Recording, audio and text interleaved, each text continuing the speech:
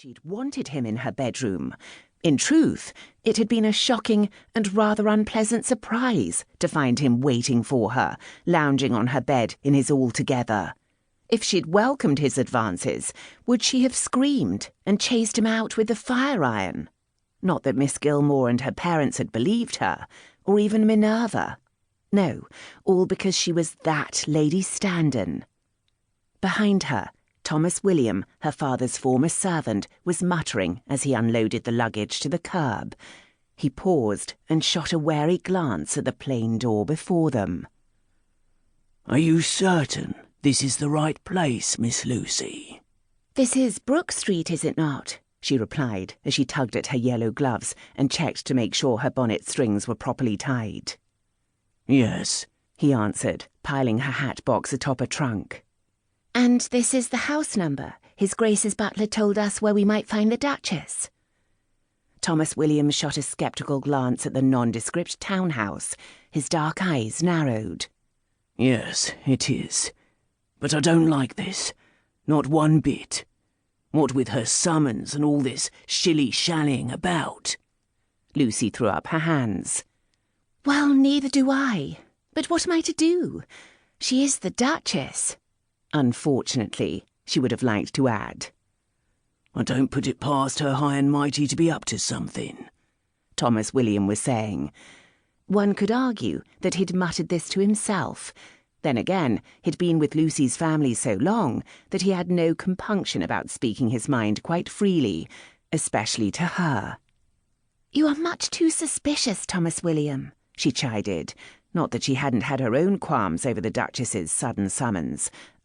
Rather, her gracious invitation, as dear Clapp, Lucy's elderly companion, had urged her to refer to this great inconvenience of having to pack up everything she owned and bring her entire entourage to London. But now that they were here, and Lucy was about to beard the lioness in her own den, so to say, she took another deep breath and got back to crafting a litany of explanations and the accompanying apologies that might be necessary to extract them from whatever dreadful reckoning lay ahead.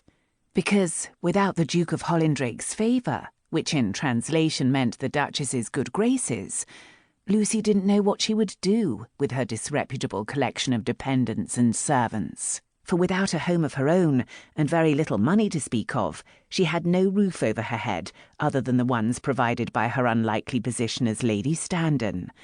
Lost in thought and her own anxieties, she barely heard the door open, nor took much notice of the man who came down the steps in a great hurry, for she'd gotten quite used to the efficiency of the Duke's servants.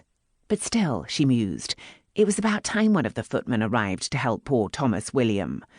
What she hadn't imagined was that the fellow, in his expedience, wouldn't notice the great pile of mismatched luggage in his path, or that he would go tripping over it, landing in a heap near Thomas William.